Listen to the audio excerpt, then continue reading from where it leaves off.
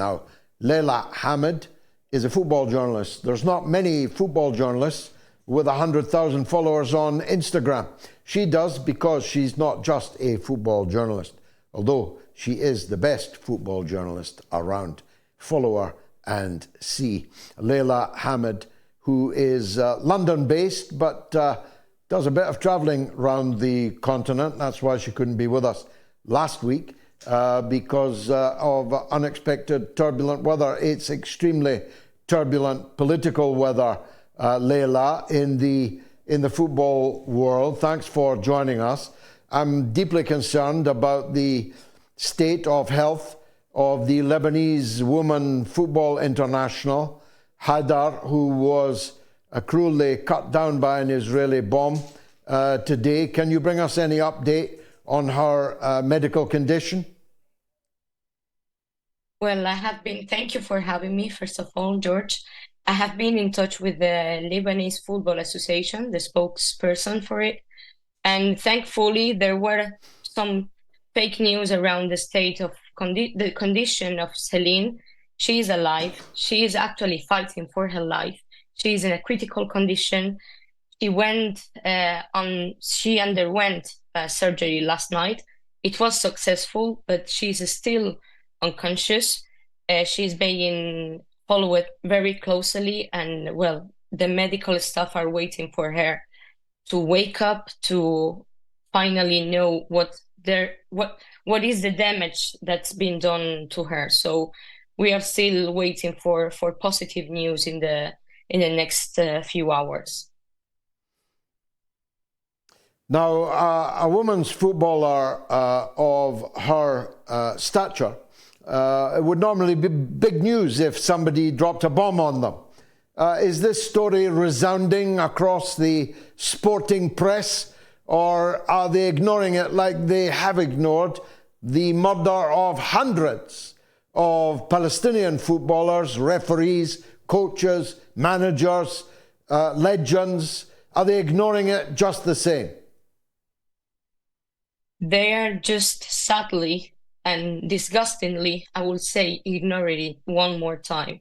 It seems like when it comes to footballers killed, officials, because we have seen 3 FIFA officials being killed in Palestine, in Gaza, by Israeli airstrikes.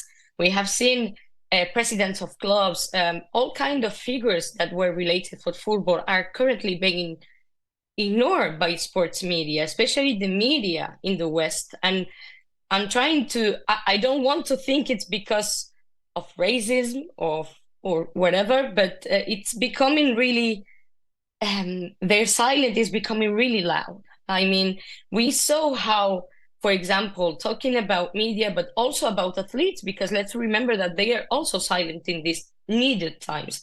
I mean, there's not been a time where we have needed athletes to speak up like now, just like media and everybody else. I mean, we are witnessing a genocide. We're witnessing an apartheid regime attacking multiple countries at the same time. We cannot forget the background of this, even if we are talking from a sports point of view. So yeah, Celine's story is being actively ignored, just like the other ones. And I feel so disappointed and beyond disappointed because, yeah, I have had just a debate with a journalist, a well-known one, and this evening on the social media. Well, he will actually say that he doesn't see any connections from these killings and damage on Palestinian sports and Lebanese sports with him or other colleagues in the sports media having to report on it. This is completely untrue. I mean, if you decide not to speak up about it, if you don't want to report on it as your own opinion, your personal opinion, yeah, I don't respect it personally, but okay, that's it. It's your opinion. It's your decision. You will have to deal with it someday. But don't say there's not a connection between them, because it couldn't be any more clear. Even before the 7th of October, Israel has been deliberately targeting Palestinian sports, Palestinian athletes in all possible ways. They have been denying them visas to travel around the world whenever they needed for an international call deliberately, so they couldn't complete their international duties with their national teams. They have been harassing them in checkpoints, and that's if they were lucky. Because if you're unlucky, you will get shot by the Israeli forces at checkpoints in the knees. And this is deliberate. You will get even killed. And this is not just me saying it. There is plenty of evidence of these attacks on Palestinian sports. Even during derbies, I recall the final of the cup final in the Jerusalem a year ago. It was in March time, if I am not wrong. Israeli forces just interrupted in the stadium and started tear gassing the players, the coaches, even the fans who were present. So we cannot forget this context. We are past time that Israel gets Israel gets a ban from sporting bodies, from FIFA, from UEFA, from the Olympic Committee. It's past time. They have done more than enough. And which is worse is that most of these attacks have been filmed by the soldiers themselves. It's them telling us all the war crimes that they are committing, not only against these athletes, but Palestinians in general, in Gaza, in the West Bank, and now in Lebanon too. So yeah, I guess sports media is just, they have this stated narrative that fits them and that goes always to put them in the position, in the side of Israel. It's not even just about the casualties and killings that have been happening in the Middle East, but we also saw it last week when the Maccabi Tel Aviv played in Amsterdam against Ajax. I mean, I have reported myself videos of these hooligans. I call them hooligans to be respectful because, yeah, like you said, I do travel around. I have been to many football games all over Europe, all over the world, thankfully, because of my job. I have never seen fans just terrorizing local people around the city in the way we have seen it in Amsterdam. They have beaten up local taxi drivers. They tear up Palestinian flags from private properties. They have attacked people in the center of the city. They have chanted really awful songs that I have never seen in my entire life being chanted by any other fan base. I have never seen a fan base chanting happily about how there are no schools left in Gaza because there are no more children. This has no precedent what we have seen with that, what is happening in Amsterdam. So yeah, I really can't understand why this silence is coming from all media in the West, and it's really not giving them a good look. Well, look, it's I'll come back to the Maccabi story because that's a particularly important one to me, having a very large extended family in Amsterdam. But I mean, it's a combination of cowardice and greed that has silenced. I'll spare his blushes, but I was briefly a part of the debate you were having with that important football journalist on social media this evening. And he put in writing, you know very well that you have the luxury of speaking your mind, but I do not.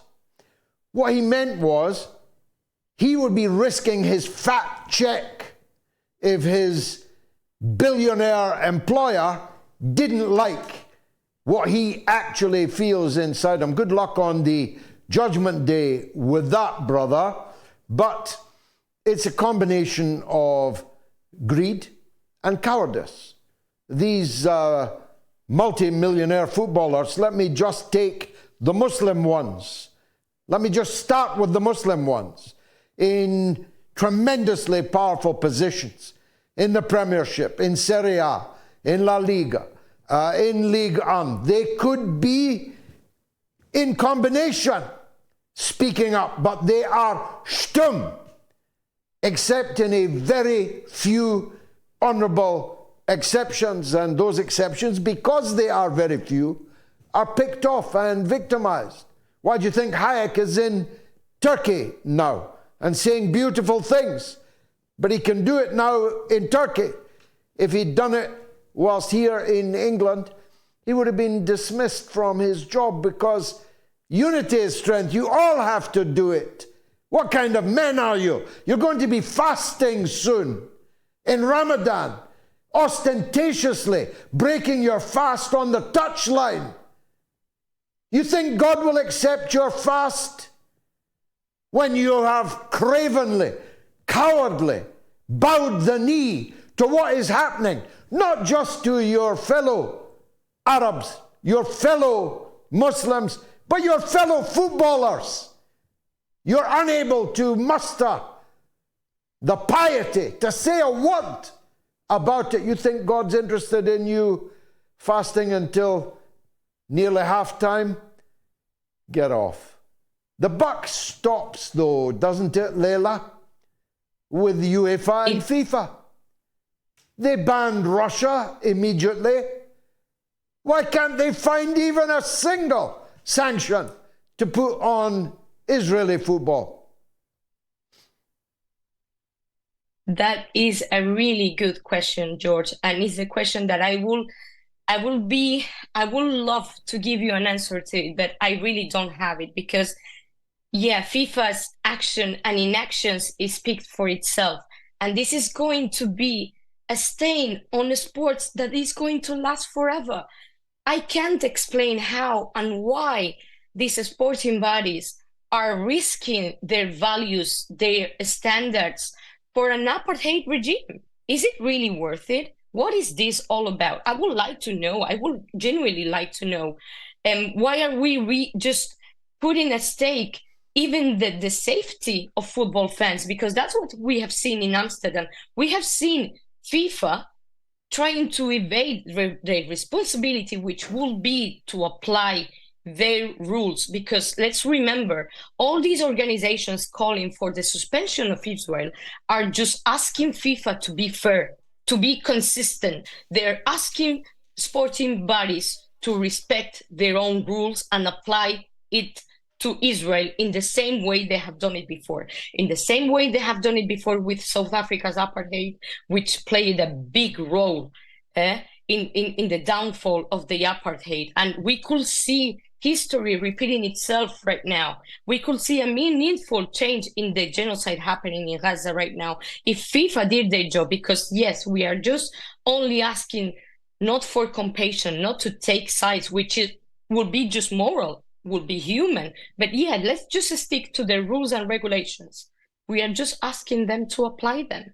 And no, it's not happening. What they have been doing instead is, for over a year, in the midst of genocide, a mass murder of 50,000 Palestinians. And I know I'm just mentioning the lowest of the death toll, because we have reports out there telling us which I believe are the real numbers, because we cannot even ensure that the extension of the damage that Israel has done in Gaza. Gazans don't have the sources to even count their dead. They don't have it, because even that, Israel has destroyed it and is continuously blocking it from entering Gaza. They are still blocking international media from entering Gaza and giving us honest reports. But I don't even care about that, because I trust the journalists in Gaza 100%, much more than the journalists that we currently have in the West. They have been honest, they have been spot on every single time, and they have been doing an amazing job despite being themselves, their families, their loved ones suffering the genocide. And if we speak, like you said, about the athletes, wow. And yes, let's focus on the Muslims ones. I'm Muslim myself, by the way. Where are these big voices? I think we haven't seen before so many Muslim players being so relevant in football. And like you say, they're across all leagues in Europe.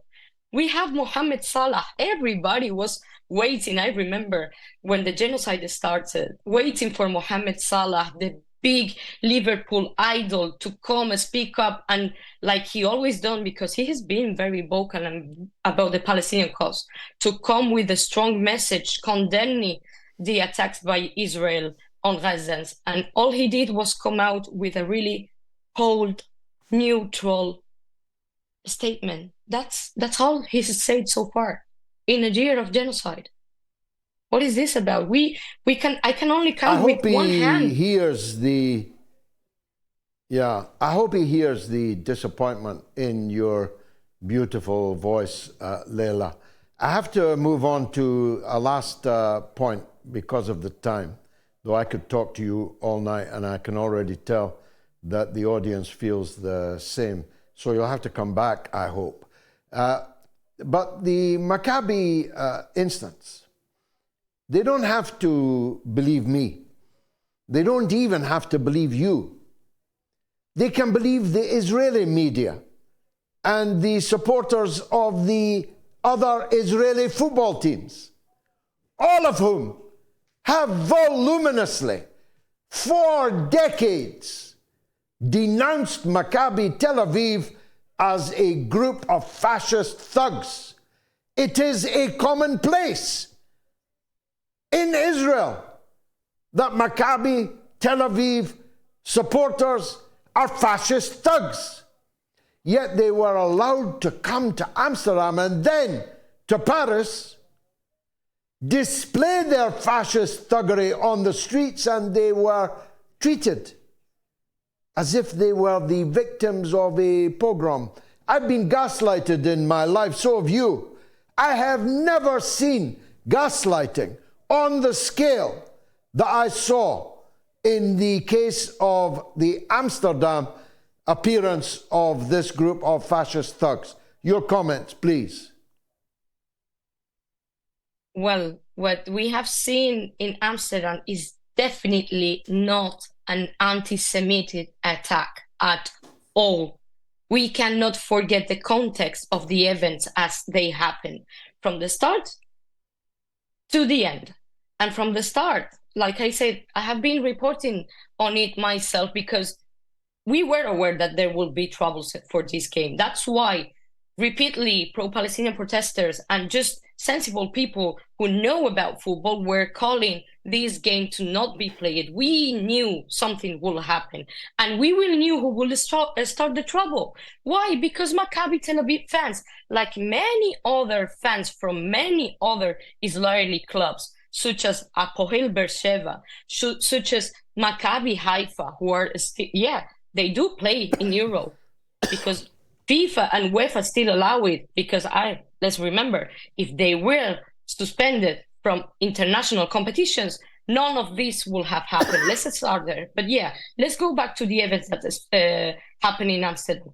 As soon as these fans arrived in Amsterdam, which were 1 day and 2 days before, there were already footage of the damage that they were doing.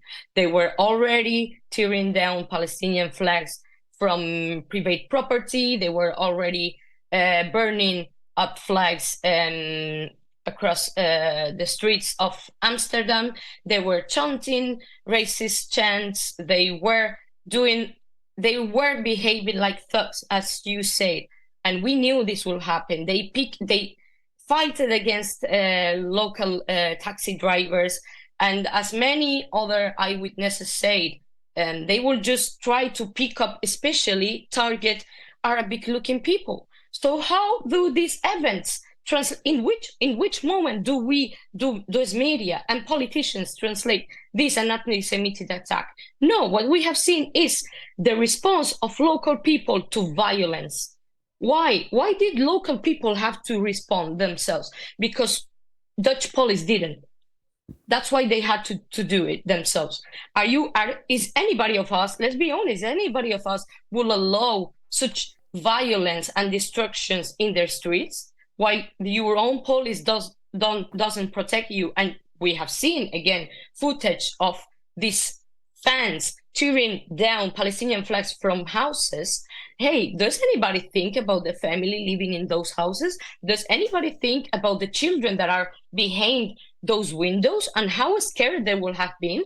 And how surprising they will be to see a Dutch police car just passing by like nothing is happening. That's why the local people had to respond. So this is the result, once again, of FIFA and sporting bodies and UEFA, in this case, to just evading their responsibility when it comes to Israel, to taking action against Israel, because they have been for an entire year, and way before that, like we have mentioned, meeting after meeting in which the Palestinian Football Association has raised the question to ban Israel based on multiple grounds where FIFA rules and UEFA rules are violated. They have just delayed a decision again and again and again, at least 4 times. One of those times happened in July. Why? Wow, confidential. If FIFA, UEFA took action against Israel in that moment, they knew it could affect Israel's participation in the Olympics. So they shielded their participation in the Olympics. This has to be the most disgusting Olympics we have ever witnessed. I never expected in my entire life as a sports journalist to be reporting on an Olympic Games in which we have soldiers who have been active in Gaza, who have killed innocent people, to be representing an apartheid regime, a genocidal regime on the biggest stage. People with literally blood in their hands. And in the same events that have happened in Amsterdam, many of these soldiers have been identified. How is it possible? I can't get it in my head. How do we allow soldiers to be killing people? And many of these soldiers were even in Lebanon in active. So it's really recent. How do people and families are supposed to feel safe inside the stadium when they know they could be sitting next to a soldier who is currently committing war crimes, the worst ones we have witnessed in recent history? I wouldn't feel safe. And they shouldn't be able to travel anywhere in the world.